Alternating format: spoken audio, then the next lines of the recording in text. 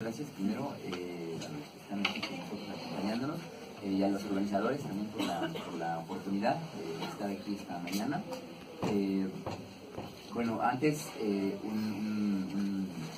una premisa, qué bueno que se haga esta reflexión sobre el tema de los despojos y se haga también esta referencia explícita pues a Marx, ¿no? En este intento de vincular una reflexión teórica crítica de profundidad con problemáticas que son actuales, no solamente en nuestro país, en la región, sino por todos lados, ¿no? Yo no me voy a referir a cuestiones teóricas de Marx, aunque bueno, eso es precisamente eso es lo que yo trabajo en la Facultad de Economía, ¿no? En las clases de crítica de la economía política y durante muchos años con el doctor Jorge Veraza, con el doctor Andrés Barrera, ¿no? Que son las personas con las que yo colaboro. El trabajo que les voy a presentar lo hemos venido preparando y demás para compartirlo también dentro de la Asamblea Nacional de Afectados Ambientales, donde yo colaboro por un grupo de abogados, donde conocemos, ya sea porque asesoremos o bien porque litigamos directamente, representamos diferentes comunidades en procesos colectivos de defensa del territorio en diferentes lugares del país, ¿no? Y que bueno, han tenido también ahora pues lamentablemente un nuevo desarrollo a partir de la implementación de la reforma, de la llamada reforma energética, ¿no? Especialmente con una figura que, bueno, ahora es de la que me voy a centrar, no es la única, que es la servidumbre legal de hidrocarburos, ¿no?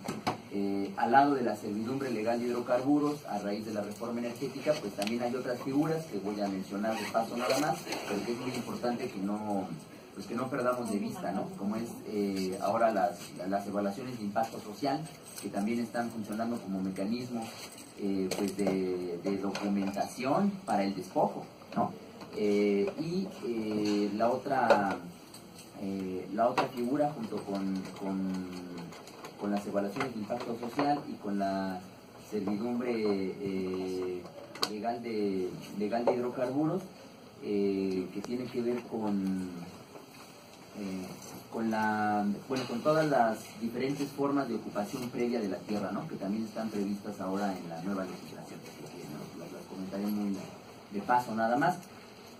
Esto, pues enmarcado también en un sexenio que nos ha dejado en términos de figuras legales novedosas, pero para el saqueo, no para la defensa de los territorios, ni de la cultura, ni nada de eso, sino al contrario, pues nos deja también las zonas económicas especiales, nos deja esta servidumbre legal de hidrocarburos y nos deja también otra figura que aparece también en la legislación energética, que es el tema de las consultas, ¿no? Que también desde mi punto de vista pues operan no como mecanismos, como dicen a veces investigadores en el Instituto de Jurídicas, para el diálogo intercultural, sino la participación de las comunidades en la toma de decisiones públicas, sino más bien como mecanismos institucionales para el despojo, ¿no?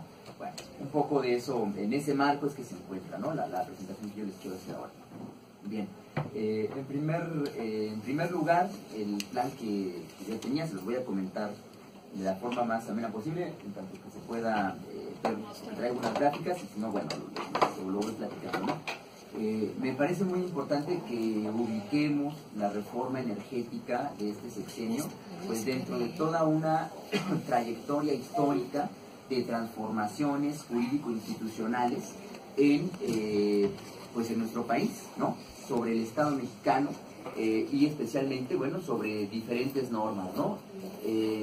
Incluida la Constitución, que se supone que es una norma que de entrada pues no tendría que estarse modificando con la dinámica con la que se modifica aquí en nuestro país, ¿no? Una Constitución pues de ya un siglo, pero que es una de las constituciones más modificadas en todo el mundo, ¿no? En esa trayectoria me parece que habría que ubicar una primera referencia de la reforma energética, ¿no? En términos cuantitativos, bueno, los números son tremendos, ¿no?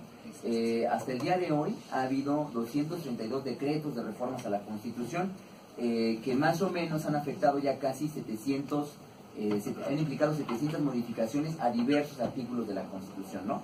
La Constitución tiene 136 artículos, han modificado 114 de esos 136, o sea, quedan muy pocos que no han sido tocados de 1917 hasta ahora, ¿no? La siguiente. ¿Cómo le puedo ir? Yo le voy cambiando. ¿Sí? Aquí A ver. está este, ¿verdad? Hay que cambiar de manual. Yo le voy cambiando. Mira, regrésate una, por favor. Bueno, no, ahí estamos, ¿no? Ahí vamos empezando. Bueno,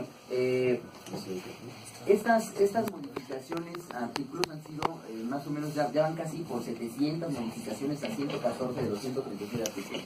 Simplemente en términos cuantitativos, ni siquiera estoy haciendo referencia en qué han consistido, que eso es tremendo.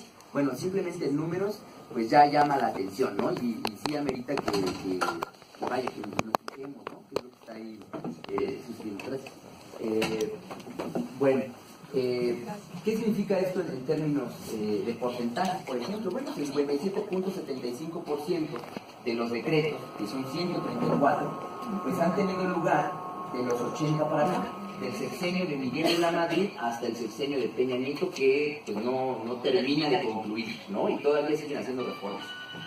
Claro, pues estos son más o menos unas 593, casi ya 500 modificaciones a diversos artículos, ¿no? El tercero, por supuesto, el 27, el 123, que son artículos pues emblemáticos de lo que en algún momento fue el constitucionalismo social mexicano, y que le dio un gran reconocimiento pues a las instituciones de nuestro país por la constitución post-revolucionaria, ¿no? La educación, el trabajo, el tema precisamente del campo, ¿no? Los principios nacionalistas y los derechos sociales, ese es el núcleo del ataque, de los 80 para acá. En el sexenio de Peña Nieto, pues se han modificado 77 artículos a través de 27 decretos, pero si le incluimos fe de ratas, reformas a artículos transitorios, que también reforman los transitorios, que son muy importantes. La reforma energética no viene, no está, el perfil no es completo si uno solamente lee el artículo 27 o el 28 como lo reformaron. La reforma energética a nivel constitucional realmente viene en todos los artículos transitorios, que por sí mismo parece una ley, ¿no? Bueno, o sea, tiene mucha relevancia. Y la reforma sobre un mismo artículo, si nosotros contamos todo eso, pues realmente Peña Nieto pues ha modificado 154 artículos, ¿no? O sea, ha modificado el mismo artículo varias veces y en total son aproximadamente 154, ¿no? Los que han cambiado. La modificación más reciente pues es del 15 de octubre y es esta cosa de la llamada justicia cotidiana, ¿no? Que sobre todo, bueno, tiene que ver con la transformación en las juntas de conciliación. Ahora sí, la que sigue, por favor. Claro.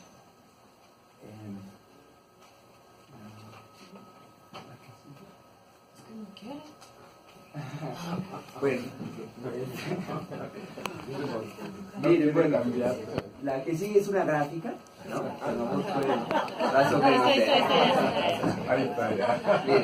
Es una gráfica. Es la jugada de la tecnología. Muy rápido, sí, no, la tecnología es grosera y uno nunca sabe cómo le va a responder. Bueno, fíjense, es la tendencia, ¿no? De Miguel de la Madrid para acá hasta Enrique Peña Nieto. Se pensaba que ya de por sí en el sexenio de Calderón, pues ya habían sido demasiadas reformas. Bueno, Peña Nieto lo rebasó a la mitad y ya después medio se ha moderado, pero sigue, ¿no? En fin, ahí están los decretos en azul y los artículos que han modificado en rojo, ¿no? Pues es tremendo lo que han venido haciendo, ¿no? Bueno, a ver, la que sigue, por favor. Fíjense, es todavía más escandalosa. Esta es completo, ¿no? Desde Carranza, que fue el primer presidente con esta constitución, hasta Peña Nieto. Ahí se ve la diferencia, ¿no? Los decretos y los artículos que han modificado. Pues es realmente escandaloso lo que ha sucedido y la tendencia clara de los 80 para acá, ¿no? Y ha sido precisamente esta reconfiguración del Estado, ¿no? En un montón de materias, sí, claro, sobre derechos humanos, sí, pero también sobre todo lo que tiene que ver con seguridad nacional, con los aparatos de control de masas. Sobre eso también ha habido muchas reformas, sobre una nueva reconfiguración de la intervención del Estado en la economía, pues eso ha sido esencial. Los principios nacionalistas en la Constitución y el tema de los derechos sociales que ya comentábamos, ¿no? Entonces, bueno, digo, eso es nada más para ver que hay una tendencia y solo en términos cuantitativos, no estoy comentando ya la parte de contenido a detalle que por sí mismo pues necesita toda una reflexión, ¿no? Bueno, la que sigue, por favor. Bueno, el tema de las formas del despojo, ¿no? Que utilizan al derecho como un instrumento para llevarlo a cabo. A mí me parece que hay dos maneras, ¿no? Yo ahora les quiero plantear dos formas de llevar a cabo el despojo, ¿no? Claro, en ocasiones el despojo sucede de forma violenta, ¿no? Sin ningún tipo de mediación institucional, ¿no? sino simplemente ejerciendo la fuerza fáctica que se tiene. Pero en otras ocasiones los despojos también suceden pues utilizando la ley, aplicando la ley, no violando la ley, sino aplicando la ley. La ley se convierte en un instrumento para facilitar una política de despojos, ¿no? A mí me parece que parte de lo que está sucediendo en nuestro país, y que es un factor muy importante para pues florecimiento, digamos así, de conflictos socioambientales, de conflictos etnoterritoriales, tiene que ver precisamente con una aplicación pues de políticas de despojo mediadas por la ley, no solamente de forma violenta, sino mediadas por la ley, ¿no? Esto pues nos lleva, la que sigue por favor, nos lleva a reflexionar sobre un punto muy importante. A veces se piensa que las violaciones de derechos humanos en general, no solamente derechos relacionados con el territorio o el medio ambiente, ¿no?, sino en general, pues solamente suceden porque pues no hay eficacia en la aplicación de la norma, ¿no? Y sí es cierto, no sucede todos los días que no se aplican múltiples normas que contienen derechos o garantías de los derechos. Claro, no se aplican y se violan todos los días. Sí, esa es una causal muy importante para la comisión de violaciones de derechos humanos, ¿no?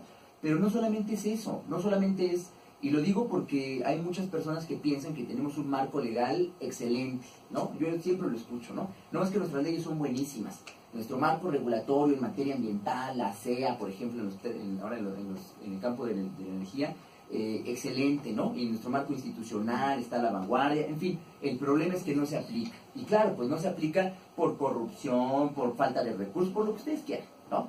Sí, es un problema, pero ese no es todo el problema. Y eso de que nuestras instituciones y leyes sean fantásticas, también creo que hay que cuestionarlo. Yo no creo que sea así. Bueno, pero entonces hay toda otra vertiente, otro factor que tiene que ver con la violación de derechos y que está relacionado también con la aplicación de la ley, pero no con la falta de aplicación de la ley, sino más bien con la aplicación de la ley, con esta idea de hacer valer el Estado de Derecho, ¿no?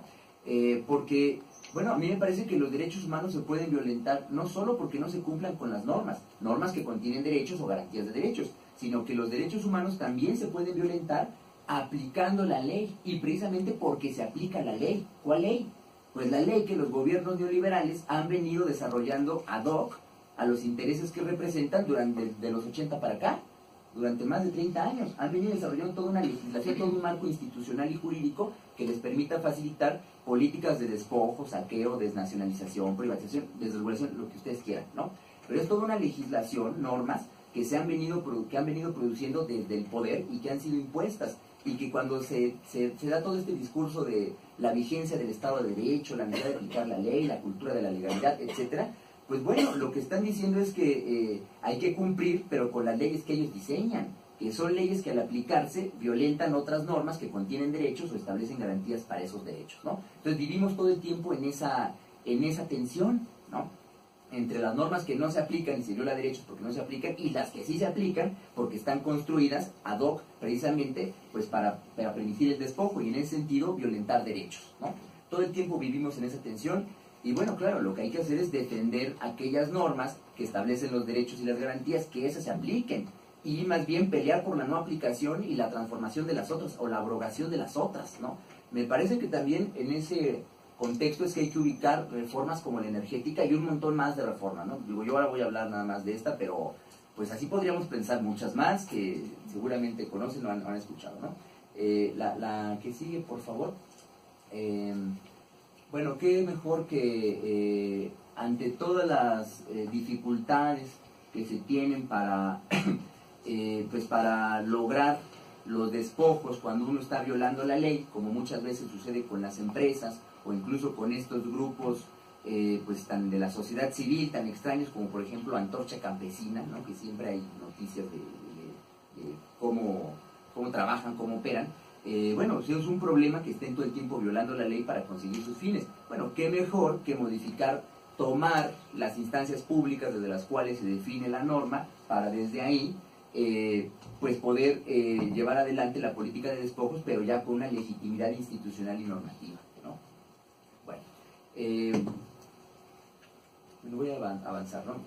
Por ejemplo, ¿no?, otra cuestión que también es muy escandalosa y donde también hay que ubicar lo que está haciendo con la reforma energética, ¿no? ¿Puedes avanzar dos, por favor? Ajá. Ahí, bueno, en el tema de las leyes, ¿no? También otro dato, nada más cuantitativo, ¿no? Ni siquiera me voy a meter al fondo hasta ahorita que lleguemos ya a la ley de hidrocarburos.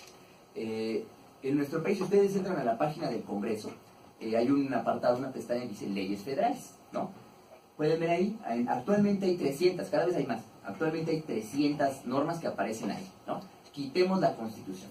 Si quitamos la Constitución, quedan 299. Algunos son decretos y algunos son reglamentos del Congreso, pero bueno, 299. Bueno, 238 de esos cuerpos normativos de competencia federal que le tocan al Congreso, a la Cámara de Diputados y la de Senadores, el 79.59% han sido alterados de alguna manera durante el sexenio de Enrique Peña Nieto, ¿no? O sea, es tremendo, es tremendo. Si contamos las leyes modificadas, que son 179, y las expedidas que no han sido reformadas durante el sexenio, que son 36, durante la actual administración, 215 de esos 299 ordenamientos, o sea, casi el 72%, han sido alterados o creados durante el sexenio de Peña Nieto, ¿no? No solo, claro, esto no es responsabilidad de Peña Nieto exclusivamente, sino del bloque de partidos que tienen alianza dentro del Congreso, ¿no? Y que, claro, alineados con Peña Nieto, ¿no? Es decir, más de la mitad del marco jurídico nacional ha sido reconstruido en alguna medida durante el actual sexenio, lo cual es, me parece a mí, escandaloso. Han modificado el conjunto de las leyes del sistema jurídico mexicano durante varios decenios, pero en el actual sexenio le han metido mano a más o menos más del 70, entre el 70 y el 80% de los cuerpos normativos de nivel federal en nuestro país. Y es tremendo lo que han hecho, es tremendo. Bueno, la que sigue, por favor, para ir enfocándonos, ¿no? Ir avanzando hacia la reforma energética. Bueno, todos sabemos, ¿no? El pacto por México, en donde se juntó PRI, PAN, PRD, otros, para impulsar estas reformas estructurales durante el sexenio, ¿no? En torno a 6 ejes que dicen ellos estratégicos: fortalecimiento del papel del Estado como rector de la industria petrolera, en primer lugar; crecimiento económico, desarrollo incluyente; seguridad energética, sí, pero no de México, de Estados Unidos; transparencia, sustentabilidad y protección del medio ambiente, supuestamente, ¿no? Bueno, la que sigue, por favor. El decreto de la reforma energética es el decreto, la que sigue, ahí, gracias, es el decreto 212 del 20 de diciembre de 2013, fue esa fecha en la que está publicada en el Diario Oficial de la Federación, donde se reforman artículos como el 25, el 27 y el 28, ¿no? Todo en materia de energía, tanto para industria eléctrica como para hidrocarburos, pero también en relación con otras fuentes de energía e incluso también en relación con minería y con agua, ¿no? Bueno.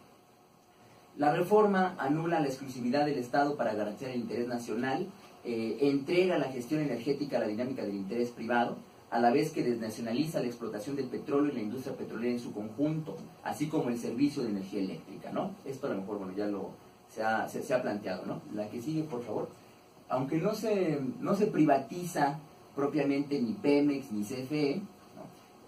Pues sí se convierten en empresas productivas del Estado, lo cual entra dentro de un proceso que va en paralelo a todo esto de privatización de Pemex, ¿no? En fin, que ya había avanzado con los contratos de servicios y la constitución de empresas internacionales de las cuales muchas veces ni siquiera estamos enterados que existen, ¿no? Bueno, voy a avanzar hacia el tema de la servidumbre de hidrocarburos, pero bueno, ahí viene un montón más de elementos de lo que implica la reforma a nivel constitucional y que, bueno, van perfilando lo que va a ser pues esta figura tan debatida, ¿no? Que es la servidumbre legal de hidrocarburos. ¿Puedes avanzar 4, por favor? Digo, la presentación se las puedo dejar para que la revisen, ahí vienen pues varias cosas que a lo mejor pueden ser de interés, ¿no? La que sigue, por favor. Bueno, sobre la ley de hidrocarburos también, ¿no? Ya se ha dicho, se considera la industria de los hidrocarburos como de utilidad pública, igual que todas las actividades relacionadas, que eso tiene muchas implicaciones a nivel jurídico. La exploración y extracción de hidrocarburos son ahora actividades de interés social y orden público.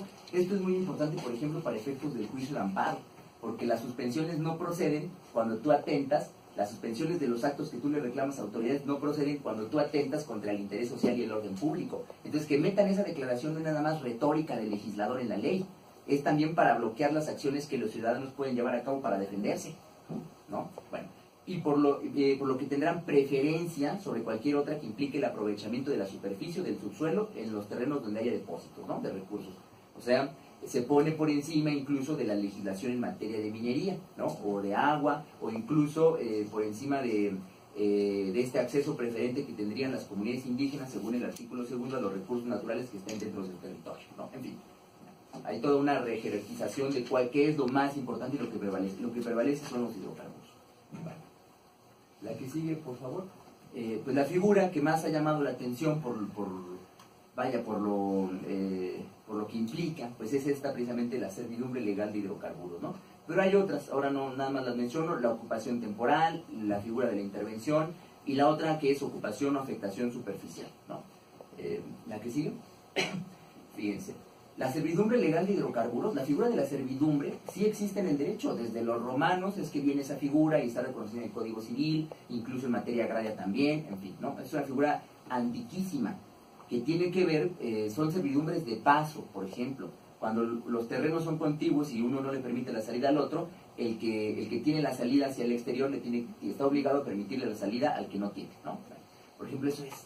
Pero en este caso le llaman servidumbre legal de hidrocarburos a algo que no es servidumbre, porque no es eso, no estamos hablando de eso, no es una servidumbre, y que jurídica ni realmente lo es, sino que más bien es una figura ad hoc, ¿no?, diseñada para facilitar la ejecución forzada de actos traslativos de dominio, o sea, de paso de propiedad, ¿no?, de intercambio de propiedad, o uso, la constitución de usufructos o la ejecución encubierta de ocupaciones temporales y expropiaciones. Es una figura donde cabe casi cualquier cosa. Su regulación se inspira, pues, en lo que hicieron los colombianos, que, bueno, en experiencia en conflictos de este tipo, pues la tienen mucho más avanzada que nosotros, ¿no? La que sigue, por favor.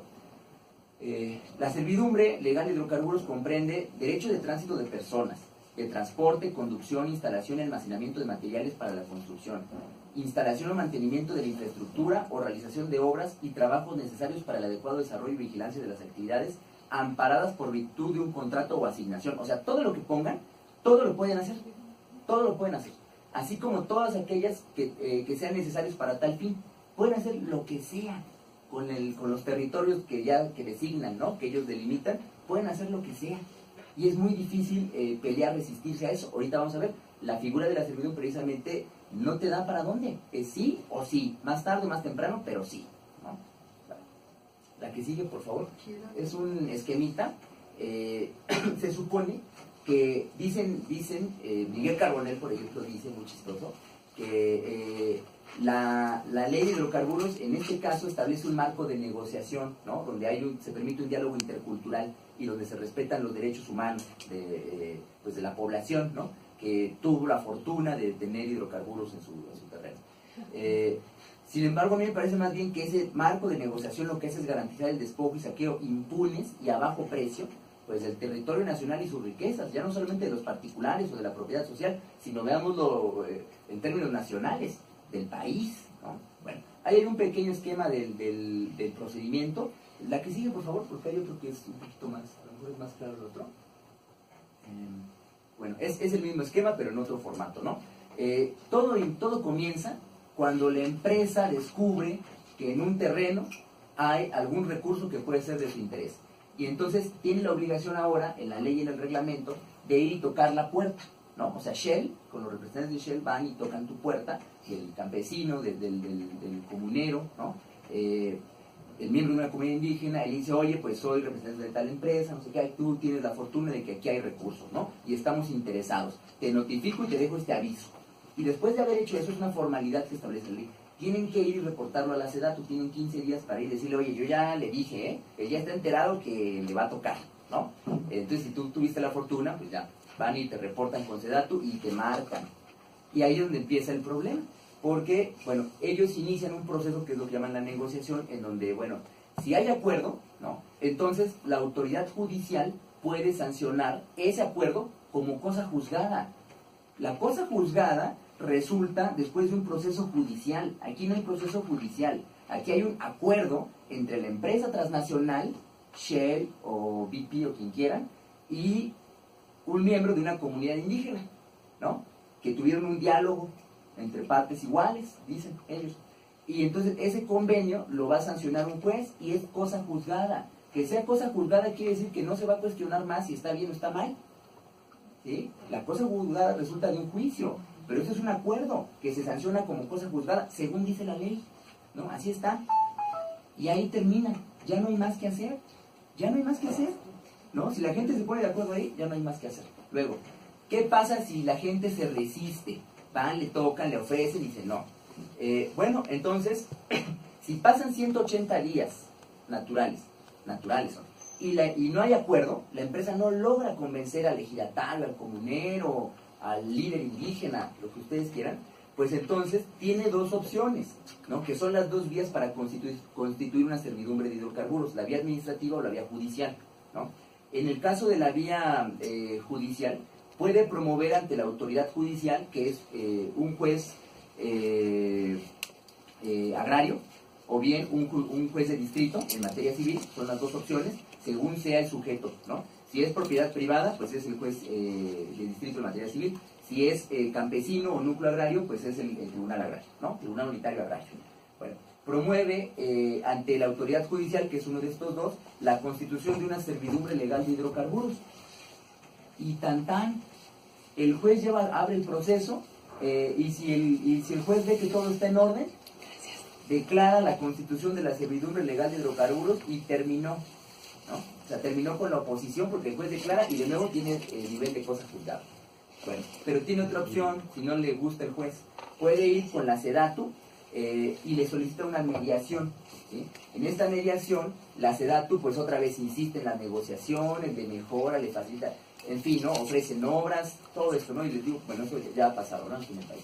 Si luego de 30 días naturales no hay acuerdo, o sea, si ya entra la SEDATU con una mediación y no hay acuerdo, entonces la Secretaría de Energía le pide a la SEDATU que dé trámite ante el titular del Poder Ejecutivo, al presidente, para la constitución de la servidumbre legal de hidrocarburos por vía administrativa. O sea, si tú no quieres, yo voy con el juez y el juez la va a declarar, ¿sí? Si tú no quieres y no me gusta el juez, pues yo voy, Secretaría de Energía, voy con la SEDATU, la promuevo para que le diga al presidente y que el presidente la decrete. Y el presidente decreta la servidumbre legal de hidrocarburos, aunque no te guste. ¿Dónde está ahí el proceso de negociación y dónde está ahí la posibilidad de decir que no? No hay, aunque tú digas que no en un principio, va a ser cuestión de tiempo para que te obliguen a someterte a una servidumbre legal de hidrocarburos y tu territorio quede controlado por las empresas que tienen el contrato de la asignación, ¿no? Claro, ahora la preocupación no es tanto el cambio de propiedad, no están comprando los terrenos, lo que no les interesa comprar, no les interesa tener título de propiedad. Lo que les interesa es controlar el territorio. La servidumbre no es para comprar o expropiar, que es lo que haría el gobierno. La servidumbre es para controlar el territorio. Después de 10, 20 años, lo que sea que lo requieran, se lo regresan a sus dueños. Por eso dice Carbonell que respetan los derechos humanos. Básicamente el derecho de propiedad del que tiene el terreno. Porque no están cuestionando la propiedad. Simplemente le imponen una serie de condiciones para poder usarlo. Y más bien lo usan ellos. Entra en su esfera de control. Pero se lo van a devolver después de 10 o 20 años. Yo quiero ver qué es lo que van a devolver cuando lo que usan es fracking, ¿no? ¿Qué es lo que van a devolver ahí? Claro. Bueno, ¿no? Por ejemplo, está así. Avanzamos. Ya no tengo mucho tiempo. Más bien, vaya, esta es la figura, ¿no? Esta es la figura de la servidumbre. Pero además de eso, imagínense que en los procesos concretos no solamente les aplica la servidumbre, también se llevan a cabo los estudios de impacto social, en donde se meten a las comunidades y los estudian, los investigan por completo y hacen un mapa de todo, con toda la información que obtienen para facilitar el acceso de la empresa y las gestiones del gobierno, ¿no? Claro, ahí hay mucha corrupción porque las empresas consultoras que están haciendo esos trabajos muchas veces no lo hacen o prometen cosas que no van a cumplir, que la empresa no se comprometió, o bien no hacen bien el trabajo y nada más avientan a la empresa y la empresa se mete en problemas y eso ha generado muchos conflictos. Pero bueno, por sí mismo es un problema esto de la evaluación de impacto social, ¿no? Y lo otro, pues el tema de la consulta. También consultas que pues no son vinculantes, no son instrumentos vinculantes y que además en el caso de nuestro país pues han excluido por determinación de la Suprema Corte de Justicia el consentimiento para ese tipo de casos. En México no hay consentimiento según el criterio de la Corte. Únicamente puede haber casos de consulta para hipótesis restringidas, pero no consentimiento. O sea, la gente puede decir que no y no importa. Pueden celebrar la consulta, la gente puede decir que no después de finalizar la consulta, y aún así la propia autoridad administrativa encargada de los permisos es la que va a decidir si sí o si no. O sea, ni tiene efectos vinculantes, excluyen el tema del consentimiento y solo queda el procedimiento de consulta como un mero trámite en donde, bueno, pues facilita pues al final lo que se quiere, que es el control del territorio, que es una forma de despojarnos, ¿no? Y así utilizan estos instrumentos derivados de la reforma energética pues para despojar y saquear los recursos de nuestro país y claro, pues destruir pues las propiedades que tienen los privados o bien la propiedad social de campesinos o comunidades indígenas, ¿no? Bueno, con eso, perdón, muchas gracias.